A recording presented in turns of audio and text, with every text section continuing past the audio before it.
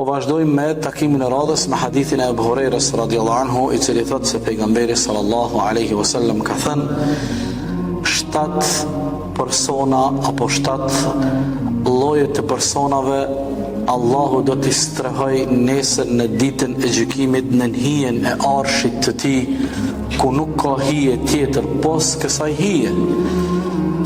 Personi apo lloji i parë është imamun adilun, prisi i drejtë. Personi i dytë është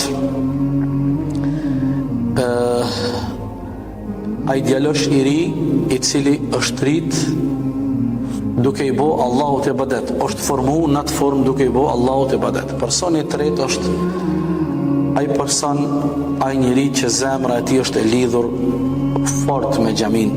Personi i katërt janë 2 njerëz të cilët duan për hir të Allahut, bashkohen për hir të Allahut, por nëse është edhe nevoja ndahen për hir të Allahut. Personi i pestë është ai djalë i ri, ai mashkull, të cilët i afrohet një gru e bukur, e pasur, me plot autoritet dhe e ofron në veten e saj, waliyadhu billah. Për kur vri, ai refuzon një gjë të tillë, duke thënë se unë i frigohem Allahut. Personi i gjashtë është ai njeri i cili për hir të Allahut i jep sadaka, por dora e tij e majt nuk e din sa ka jap dora e djathtë. Dhe personi i shtatë i cili do të strehohet në këtë hije, e cila është hija e vetme në ditën e gjykimit, në ditën e kiametit, është ai njeri, ai person i cili kur është në vetmi e përmend dhe e kujton Allahut, nga friga dhe respekti që ka ndaj Allahut te baraka ve taala, nuk i ndalen lotët e tij. Ne në fillim kemi folë për hyrjen e këtij hadithi, për rëndësinë e madhe që ka ky hadith edhe këto atribute, dhe për këtë moment të vështirë që të gjithë ne do të ballafaqohemi nesër në ditën e gjykimit. Nuk ka njeri përpos pejgamberëve të Allahut edhe shahidave, të cilët Allahu nuk i sprovon me peripetit edhe momentet e ditës kiametit, përndryshe të gjithë njerëzit e tjerë kanë me i përjetu dhe kanë me u ballafaqu sfidat, peripetit, momentet, fazat e ditës së kiametit. Edhe kjo është një prej momenteve ku pejgamberi alayhis salam thotë do të afrohet dielli afër kokave të njerëzve 2 mile, më pak se 4 kilometra. 3.6 km, afërsisht janë 2 mile në kuptimin e distancës për me pas në perceptimin ton. Paramendoni çfarë presioni, çfarë temperature, dhe mbi gjitha është ajo pikpyetja e madhe që njerëzit nuk e dinë, cili është fati i tyre. A do të jenë prej banorëve të xhenetit apo do të jenë prej banorëve të zjarrit, waliyadhu billah. Dhe paramendoni, në këto momente kaq të vështira është një grup i njerëzve, janë këto 7 lloje të njerëzve që Allahu dhul xhelal ka ofru një streh, një hije. Këta janë VIP-t, nëse muj me përdor këtë shprehje të vërtet. E kemi përmend në fillim se kur i lexojmë të gjitha hadithet e pejgamberit, na dalin edhe 3 grupe tjera që janë përmend në këtë hadith. Do të thonë, numri i njerëzve që do të futen në hijen e vetme në ditën e kiametit janë këta njerëz. Dhe ne kemi folë për llojin e parë apo për grupin e parë, imami i drejt, prisi i drejt, xherexhat. Dhe jamën që kaloj kemi folë për grupin apo llojin e dytë, të cilët do të kenë mundësi të strehohen në këtë hije të vetme, është washabun nasha fi ibadatillah. Një djalë i ri, një vajzë e re, e cila është formu, e cila është ndërtu, e cila është rrit duke i bërë ibadet Allahut te baraka wa taala. Dhe kemi përmendur një hadith madhështor, nëse ju kujtohet javën që kaloi, ku pejgamberi alayhis salam thot Allahu jalla jalaluhu mahnitet. Allahu mahnitet me një djalë të ri apo me një vajzë të re që krejt atë energjin që e ka drejtu, ka e mira dhe nuk i shkon fare mendja tek dëshirat, tek qefet, tek epshi i ti apo jasaj. Se a priori djali i ri apo një vajzë e re për shkakun e energjisë që e ka, edhe shumë arsye tjera, ndoshta edhe mundet energjin e ti apo të saj mos me e drejtu ku duhet. Po kur qëllon i mbar dhe i mirë, e drejton krejt energjin edhe vullnetin ka e mira, Allahu habitet, çuditet, mahnitet.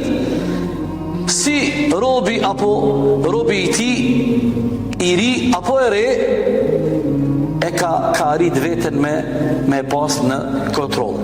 Kemi përmend disa shembuj nga rinia e historisë islame që kanë qenë të devotshëm, që kanë qenë të zellshëm, që kanë qenë të mbrojtur.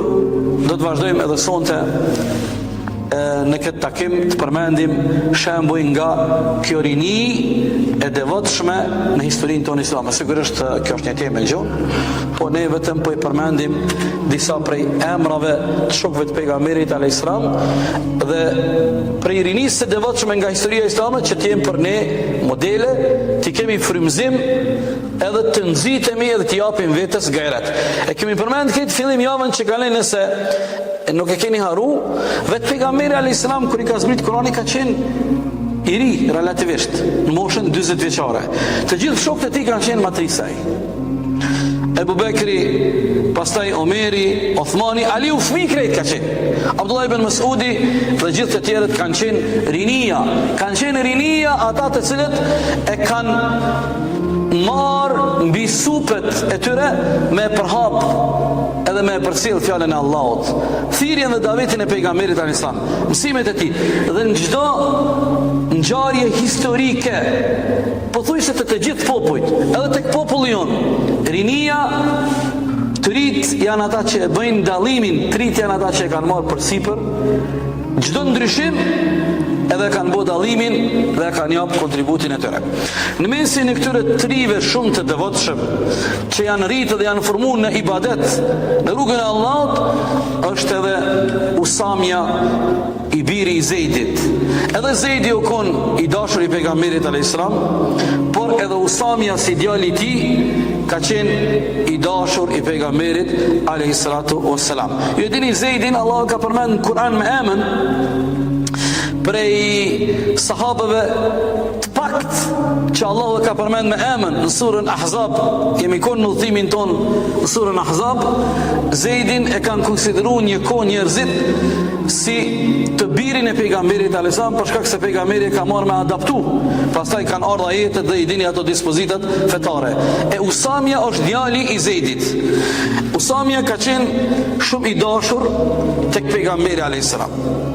Parmendoni vëllazër, pa i bo 18 vjet, në fundin e jetës së tij pejgamberi alayhis salam e ka emnu, e ka zgjedh Usamen komandant të ushtrisë muslimane në një prej betejave ku pejgamberi synonte me u nis drejt perandorisë romake. Por pejgamberit ju keqësu gjendja, e mundi smundja dhe janë momenti me shku tek Allahu. Është interesant kur pejgamberi alayhis salam e ka emëru komandant suprem të forcave islame, ushtar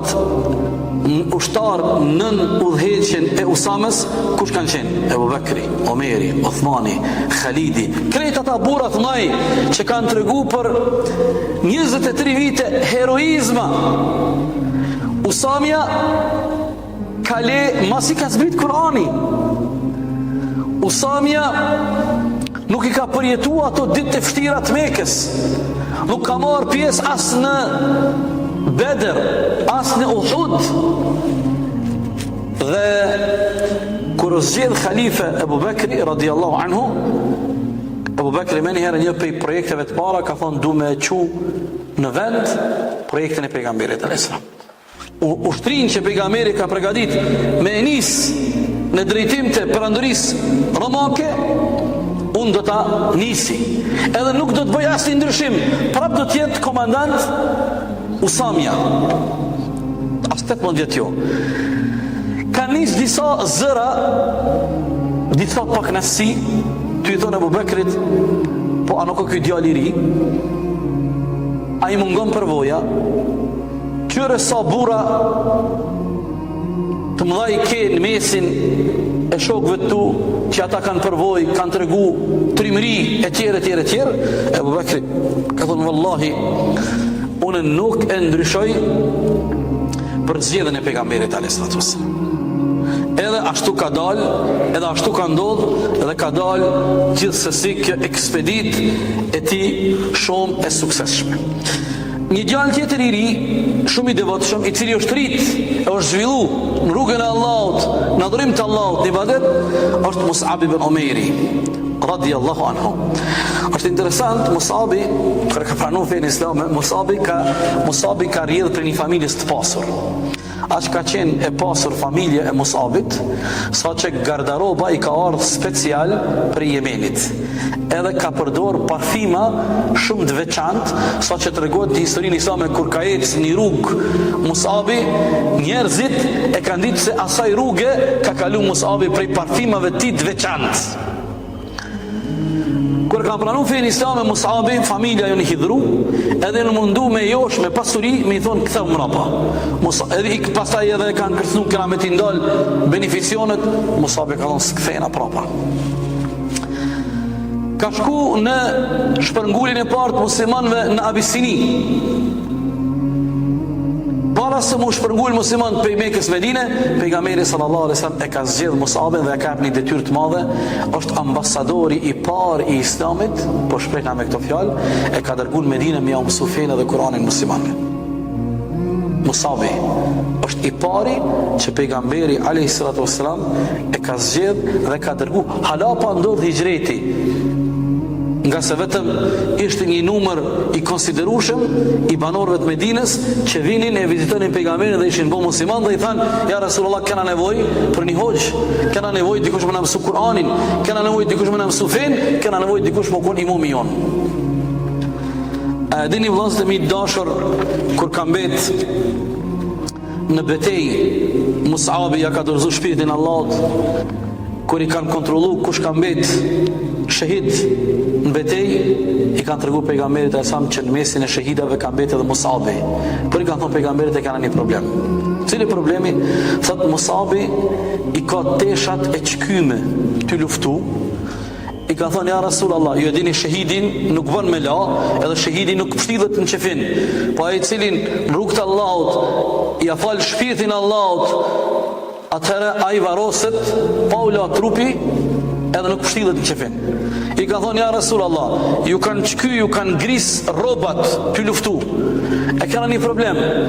Nëse ambulojmë gjoksin edhe pjesën e sipër me trupit, po i mbesin prej gujve pjesa e poshtë e trupit e pa ambulume. Atë ambulojmë kokën edhe gjoksin, e t'ja lojmë prej gujve të poshtë, atë ambulojmë gujt e pejgamberi sa më ka thonë, mbulojani kokën edhe gjoksin, e shka merrni do fleta prej do pemve, e mbulojani këmbët. Radiallahu anhu. Ky burr i cili i ka ardhur garderoba e veçantë prej Yemenit. La ilaha illallah. Krejt dhe më thonë djali i ri është rrit në Islam. Figura tjetër e radhës, djali i ri shumë i devotshëm është Zeidi ibn Thabit, që është një prej 4 emrave që pejgamberi ka porosit muslimanët, ka thonë mësojini Kur'anin prej këtyre 4 njerëzve, në mesin e 4-ve është Zeidi ibn Thabit. Pejgamberi ka thonë mësojini Kur'anin prej Zeidit. A dini vëllazën, edhe një rol shumë të rëndësishëm që ka marrë Zeidi ty kon djali i ri, mas vdekjes pejgamberit alayhis salam. Në kohën e Abu Bekrit, kur ka qenë khalife, ka nis do problemet brendshme të muslimanët. Janë përhap pejgambert e rrejshëm. Kanë thonë Abu Bekrit, nuk të japim zekatin se Allah na ka porosit zekatin me jap pejgamberit, pejgamberi o dek, si japim mo zekat. Këta për zëqat, problemin e zëqatit e ka zgjidh shpejt Ebu Bekri. Po problemin e pejgamberve të rajshëm, edhe disa musliman arab që jënë bo në fund tjetës pejgamberit musliman, ma vdekjes pejgamberit jënë bo renegat, këto jënë konë dy problemet të maja të Ebu Bekrit. Dhe është një betej, quhet beteja e Yemamës, 80 hafiza kanë me të shahida. Kur kanë me 80 hafiza prej sahabëve shahida, o ardhë Omeri të Ebu Bekri ka thonë, e kanë një problem. Ka thonë qka? Po frigohem se do të vazhdojnë beteja, hafizat në kanë vdek, qka thu? Me e bo Kur'anin, me shkru Kur'anin. Deri në këto momente, Kur'ani ka qenë i shkruar, po ka qenë në mënyrë individuale. Njerëzit e kanë, dikush e ka shkruar në për rasat gurit, dikush e ka shkruar në lëkurë të kafshëve, kur lëkura rregjet. Tani ka ardhur ideja për herë të parë, po themi në mënyrë institucionale, në mënyrë të organizuar, me shkruar Kur'anin, edhe me e bë një kopje të Kur'anit zyrtare. Ebu Bekri ka thonë Omerit, ki drejt me vend, vetëm në një betej 80 hafiza na shkun. Si tha një hoqë, po këthina të njare shto, ta bëj një degresion, e lexova diku, nuk e diku e lexova, e kishtë thonë, tha, a keni mendu, tha, sa pak Kur'ana ka pas në kohën e pejgamberit, por edhe mas kohës pejgamberit, një kohë, mas në kohën e Abu Bekrit, e Omerit, e Othmanit, është fjala liber Kur'an. Në fillim, s'ka pas shqipshkonja. Thotë, por ato pak Kur'ana që kanë qenë shumë të vlefshëm, kanë ditë me i rujt, shumica e kanë ditë përmendsh. A i tash pëthot, a ka pas në njëre ma shumë Kur'ana se sa në kohën e sotit? Lloj botime, abdon të madh, abdon të vogël, abdon flet me ngjyrë, abdon kështu, abdon ashtu. La ilaha illallah. Po kosët qasja e muslimanëve përballë Kur'anit është një qasje shumë e zbet. Edhe Ebu Bekri e pranon propozimin e Omerit, a e dini ku ja jep detyrën kon e shpall apo kon e emnon kryetar të komisionit për me të Kur'anin me shkru? Zeidit. Ebu Bekri thot Zeidit, ti e kryetari i komisionit, edhe kon ti e shet arsyeshëm me i marrë dhe do sahabë tjerë që kanë qenë një spirt Kur'anit, edhe me për herë të parë me e bo zyrtarisht shteti për e bën, khalifja, kopjen e parë të Kur'anit. Dhe pastaj e dini kështu ka vazhdu deri në kohën e Othmanit. Kur ka vazhdu në kohën e Othmanit, Othmani ka tash Ebu Bekri, Omeri, Othmani, o zgjaru shteti islam, kanë përparu muslimant. Othmani, kjo është një temë interesant që sigurisht javlen me mbajt një ligjerat, s'paku për me pas informacionet përgjithshme. Othmanit i vjen nevoja edhe një herë me bo, po themi, botimin e Kur'anit, edhe me jep urdhër krejt Kur'anat që i kanë pas njerëzit në përshpia me i djeg, e i ka bo 7 kopjet Kur'anit, i ka shpërnda në 7 qendrat kryesore të islamit në atë kohë, Mekë, në Medine, në Kufa, në Basra, në Sham, edhe tani qajo kopja Kur'anit ka qenë zyrtarja, edhe mbi qatë kopjet Kur'anit jënë shumu kopjet tjera. Keni parasysh dhe më thonë shumë vështirë në raport me kohën tonë. E ky ka qenë Zeid ibn Thabit. Pastaj në mesin e atyre trive të devotshëm patjetër janë 2 nipat e pejgamberit, Hasani dhe Huseini radhiyallahu anhuma, që janë rrit në Islam, janë rrit në ibadet. E pejgamberi alayhis salam ka thonë, njërin për këty, thot këta 2 nipat e mi janë prej zotrive djemve 3 në xhennet. Në një hadith tjetër për njërin thot njërin për nipave të mi, Allahu ka me zgjedh, ka me u bë shkak me ndal luftën mes 2 ushtrive shumë të mëdha muslimane. Ai është Hasani. Hasani o tërhek, ja ka dorëzu postin e të parit fesë islame Muavijes për mos më luftu, ju në bogati 2 ushtri muslimane. Mas e kanë vra Alin, Hasani u kon khalife. Djali madh i Aliut, nipi madh i pejgamberit e Islam, Allah Huseinit. Kur e ka pa Hasani që ju në bo dy ushtrit mëdha muslimane po dojnë mu bo gjak me mu vra me zvete, thot unë po tërhekna edhe nuk du me u derë gjak për sebeb temin. Edhe kanë nis me kajtë sahabët e mëdhaj, thot na ka kallzu pejgamberi a.s. për këtë ditë, ka thonë njoni prej këtyne dy nipave të mi Allahu do ta zgjedh dhe do ta bën shkaktar mos me ndodh luftë edhe gjakderdhje mes dy ushtrive të mëdha muslimane. Po ashtu një djalë tjetër i ri i devotshëm është Erkami, i biri Erkamit, i cili në moshë shumë të re e ka ofru shtëpinë e tij për me qenë vendi ku taku pejgamberi a.s. në 3 vitet e para kur Islami u përhap më sheft. Shtëpia Erkamit, i biri Erkamit, ka qenë vend takimi, ka qenë shkolla, ka qenë xhamia, ku pejgamberi ajetet e para të Kur'anit edhe kur u boni muslimon i ri e ka mësu adresen.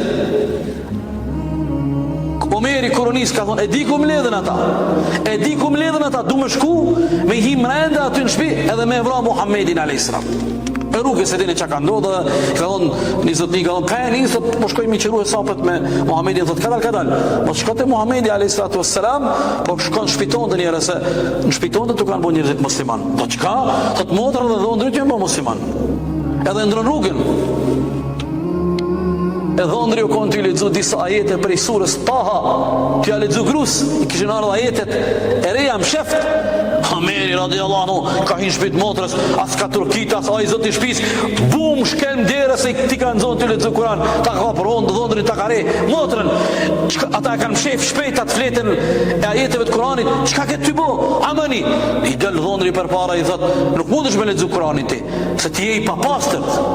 Për me lexu fjalën Allahu dush më koni pastër, dush mula, thot pëllana. Aty është një ajo ngjarja e madhe, edhe aty prej aty vendos më shku te pejgamberi alayhis salatu wassalam me pranu Islamin dhe vazhdon ngjarja sikur e dini në historinë islame. Për i djemve të rritë devotshëm të cilët janë rritën këtë fe, janë rritë në ibadet në rrugën e Allahut dhe kanë jep një kontribut të jashtëzakonshëm në historinë islame, është Muhammed ibn Qasim al-Thaqafi. Ky djalë që i ka pas vetëm 17 vjet, kur Allahu ja ka mundësu këtij djali të ri me e çliru pjesën më të madhe të Indis. La ilaha illallah, në kontinentin e Indis. Pjesën më të madhe të shtetit të Indis, ky djalë 17 vjeçar, në ekspeditat e tij, në projektet e tij, në rrugtimin e tij, e ka çliru pjesën më të madhe të Indis. E në historinë islame ka shumë, jo nëse zgaboj e kam përmend edhe javën e kalume, nëse kam përmend nuk është e tepërt, ai djali i ri tjetër që ka pas emrin Tariq ibn Ziyad, i cili ka çliru shumë ishuj e shumë toka në Spanjën e sotshme, në Portugali, edhe në ngushticën e Gjibeltarit. Ajo ngushtica e Gjibeltarit e ka marrë emrin e këtij djalit të ri, Tariq ibn Ziyad, se u kon një bjeshk e arabisht i thojnë Gjebel, e ky u kon komandanti i forcave islame Tariki, i biri Ziyadit, e ata jo muslimanët ka thonë, kjo tash këtë bjeshk e ka marrë Tariki, Gjebel Tariq, e po tash me kalimin e kohës është deviju pak originaliteti këtyre dy emrave, sa di thuhet ngushtica e Gjibeltarit. Original është Gjebel Tarik, bjeshka e Tarikit, se aje ka shtiru dhe aje ka marrë atë vend deri në fund shekullit 19. Ngushtica e Gjibeltarit është kontrollu prej britanesve. Britanesët e kanë kontrollu Gjibeltarin e Tariq ibn Ziyadit, një djalë i ri i cili ka kalon shumë vepra të mëdha në historinë e tij, në historinë islame.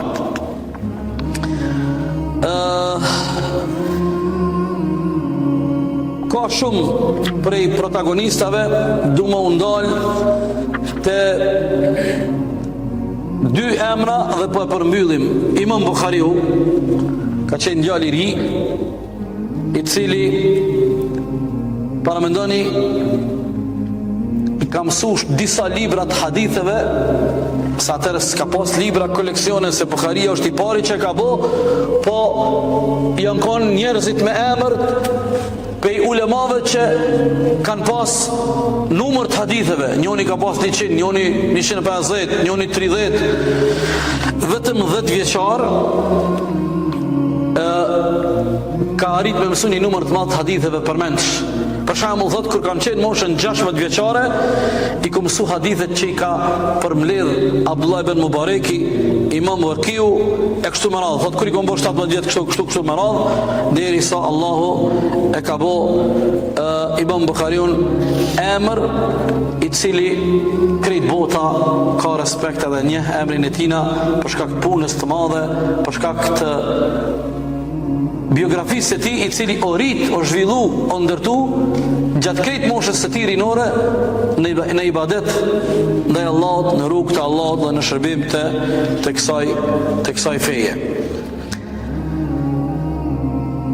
Personaliteti i fundit për këtyre gjëve të rit devotshëm është patjetër një personazh që nuk mundemi me anashkalu për shkak se ka bo shumë vepra të mëdha, po një prej veprave të tij më të mëdha është ajo që pejgamberi alayhis salam e ka lavdu pa emër, ka thonë do të vjen një moment kur do të çlirohet Konstantinopoli, sa i mirë është prisja asaj ushtrie e sa ushtri e mirë është ajo ushtri që ka me çliru Konstantinopolin.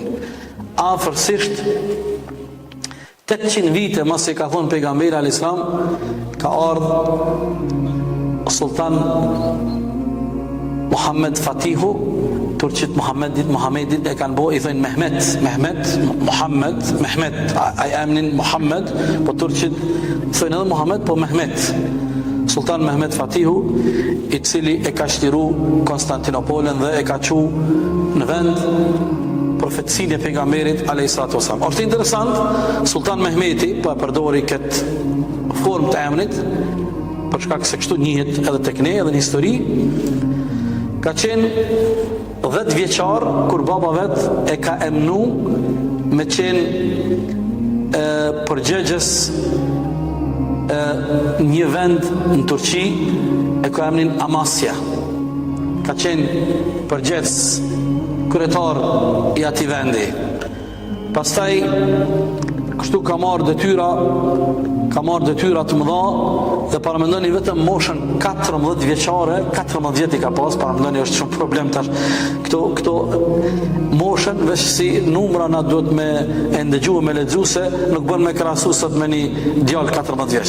Moshën 14 vjeçare, baba i tij ja ka jap në përgjithësi Edrenën. Atëherë kon kryqëteti i shtetit Osman ka qenë Edrenia. Edrenia ose Edirne është qyteti i parë kur t'him prej Bullgarisë në Turqi, në Kapikyle, qyteti i parë është Edrenia apo Edirnia. Ajo kon kryqëteti i parë i Osmanlive para se mu çliru Konstantinopoli. 14 vjet i ka pas kur baba i tij ka thonë ti ke qenë administratori i Edrenës. Ndërsa ka qenë moshën 22 vjeçare kur Allahu ja ka mundsu me çliru Konstantinopolin dhe keni parasysh Konstantinopoli ka qenë qendra e perandorisë bizantine. Perandori, domethënë tri perandori kanë qenë perandoritë e kohës, superfuqi, perandoria persiane, perandoria bizantine dhe ajo romake. Perandori me qindra vite, mija vite, sundim, alamet forcë, alamet ushtar, alamet pushteti, alamet pasurie. Një djalë 22 vjeçar ka pas ambicie të tilla me përmbys ushtrinë. Është interesant të natë që ka qenë ajo nota se çlirimi i Konstantinopolis Stambollit ka zgjat me muj. Dhe kur ka qenë ajo nota kritike, janë të njohura fjalët e Sultan Mehmetit, i cili ju ka thonë ushtarëve të tij, unë jam i gatshëm sot për vdekjen në rrugën e Allahut. Ata që janë të gatshëm sikur unë byrëm, ata që nuk janë të gatshëm le të largohen, le të shkojnë te familjet e veta pa asnjë problem. Është interesant kur i ka bën 24 vjet e kam poshtë mbretin e Hungarisë edhe mbretin e Serbisë, kur ka pas 24 vjet. Në moshën 25 vjeçare e ka rrethu Beogradin edhe mbreti serb ja ka dorëzu qelsat e Beogradit dhe ka hinë në administrimin e Sultan Mehmetit. E kështu më radhë, për shembull, në moshën 28 vjeçare ka shku në shumë ishuj sot të shtetit të Greqisë, e Çipros, në Kreta, e pastaj shumë ushtri të mëdha, sikurse ushtria e Napolit kanë fillu me fol me një respekt shumë të madh me Sultan Mehmetin. Thonë vëllezër, këto janë vetëm disa shembuj të atyre djemve të rinj të devotshëm, të cilët e kanë kuptuar jetën e tyre me seriozitetin më të madh. Sigurisht se edhe në popullin ton, në të kaluarën kemi pas për djemve të rinj, të cilët kanë tregu një shembull, kanë tregu guxim, heroizëm, dhe edhe njerë dëshiroj ta përsëriti. Historia botërore, por edhe historia islame në veçanti, na dëshmon se gjithmonë kanë qenë të rinjt dhe rinia ata të cilët e kanë bë dallimin, ata të cilët e kanë bë diferencën për çdo projekt, për çdo punë, për çdo sukses, për shkak se Allahu te baraka wa taala e ka bë një tri me qeni atil. Ai djali i ri nuk mendon shumë, nuk kalkulon shumë. Ai nuk ka më mendu tash mundet më koni pa martume, kuj me lon fëmijët, ai kom lon fëmijët me shtëpia, ai kom lon pasunisë. Ai nuk ka kësi kalkulime. Nuk ka shumë kalkulime, por është për plot entuziazëm, për plot vullnet, për plot energji. Dhe paramendoni kur energjia, entuziazmi, vullneti, potenciali orientohen ka hemira, atëherë edhe suksesi nuk mungon. Prandaj jo rastisht njerëz të mençur e kanë caktuar edhe kohën e shkollës, kur është koha e shkollës, kur është koha e studimeve. Nëse ato mbrihen me kohë, arrihen sukseset. Kur është koha e biznesit? Mundet edhe një njeri 70 vjeçar më kon biznesmen i suksesshëm. Mirë po, kryesisht njerëzit të cilët janë treguar të suksesshëm edhe në sferën e biznesit, ata tregojnë se në moshën rinore kanë pru shumë. E kanë jep maksimumin derisa kanë arrit në një grad, e pastaj e kanë arrit kulmin e sukseseve, pastaj sukseset nuk janë ndalë, sukses ma suksesi e kështu me radhë. Ajo çka dua ta them për fund para se të ndohemi është se ne që jemi prindër dhe ju të tjerët që do të bëni prindër në të ardhmen, është shumë rëndësi të madhe nëse ne punojmë, kujdesemi për evladët tonë dhe mundohemi me i orientu fëmijët tonë që kretat energji pozitive, kretat elan, kretat potencial, kretat vullnet, ata me orientu ka hemira.